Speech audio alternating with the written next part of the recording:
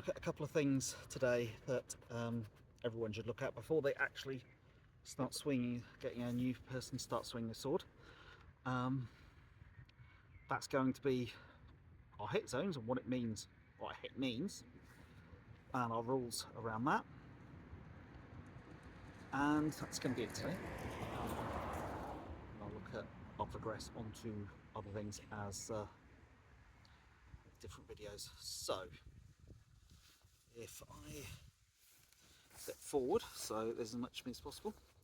So our actual hit zones, the shield obviously isn't a hit zone unless it's slung on your back, someone hits you from behind, in which case you take it as a hit. So our full hit zones are shoulders down to the top of the knees. That's front and back. Groin doesn't count. It's very unpleasant getting hit hard in the groin. We don't do that. The arms are a no hit zone. You don't have to take a hit to the arms. You don't take anything from the knee below. And you don't have to take the groin, but you may well be motivated to if someone accidentally hits you there. The head and neck are different. The head and neck are a foul zone. If someone hits you in the head and neck,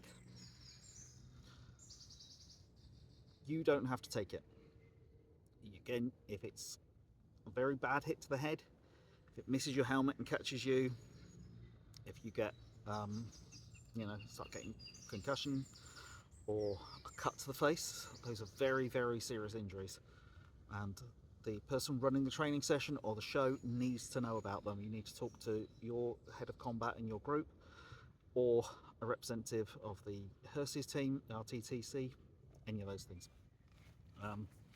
If you do hit the head even gently or the neck even gently, you have done a foul shot. So what that means is you need to stop fighting and open up. If the person you're fighting tells you, no, I want to carry on, that is your cue that you can come back in.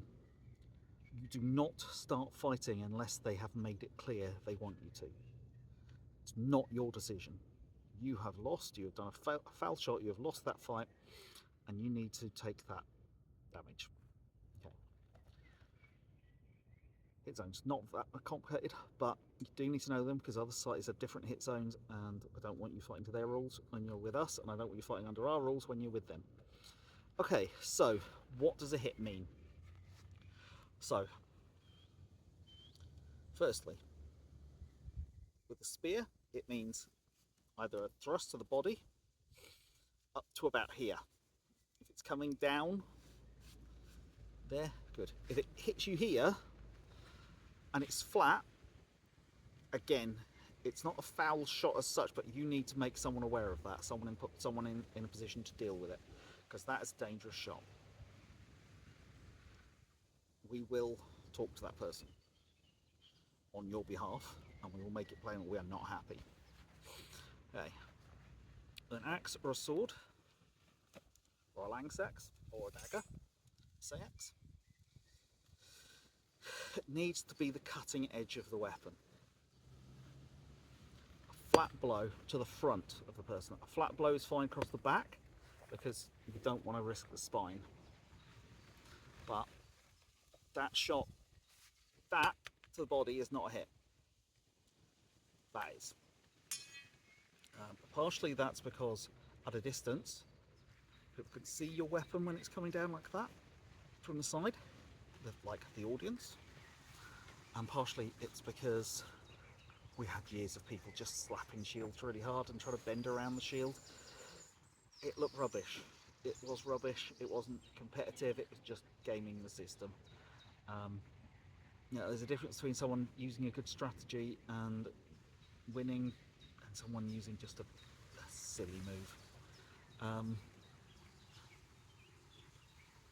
It also means when you're coming in for these shoulder shots, because you're coming in that downwards motion, if they do get knocked, you get a tap to the side of the head with the flat, not the edge. The edge can do more damage. So all of your control is about making sure that's landing there. If you're hitting across the back, like I say, flat is fine, but preferably aim for the buttocks. If you can get the back, you can get the buttocks. and that prevents any accident going into the spine, anything like that. If you do a thrust into the back and it goes into the spine, we are going to have words. Me or someone else in authority is going to have words with you, because that's a very, very dangerous thing to do. Okay, so a very, very potted version of our rules. So what happens when you get hit? If you get a legitimate hit, you stop fighting. Your sword and your shield come out of the way, and you can take, people give different things, 2 or 3 steps, or no more than a meter, maybe a meter and a half is allowed, really. Doing like the biggest step you can, it's just cheating. You know, doing 3 of them, you can be miles away. In that 10 seconds, you can do nothing to defend yourself. The only thing you can do is, if your teammate is walking into you, you can go the way they're pushing you. Sorry, beeped at me. I think they're beeping at someone else.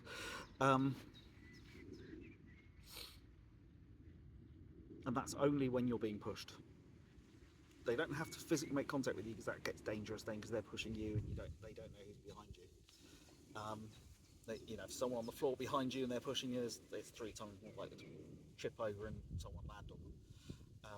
That's a very bad situation. Okay. So, if you get to 10, you come back in. No penalties for having got to 10. No having to remember extra rules. Just get back in and fight. So, why do we do this? Partially it's to keep the game going. In a shield wall, yeah, that step backwards can be a step diagonally. Or your friends in the shield wall or a hunting party can step in between you and the enemy and keep you in the game. They can do that for 10 seconds, you're back in, they've got another warrior, you've got more chance of winning. In one-on-one, there's no reason for your opponent to give you 10 seconds, unless they really want to for some reason. You put that shot in. What often happens one-on-one is little moves like that. If I come in and, you know, someone's coming in and I do a little cut to the belly, the public probably don't see it. It looks weird when you just lie down. So then the second move is then that big showy cut, maybe step past them, making it look really good for the audience. If you've done more than a few shows with a couple of people who are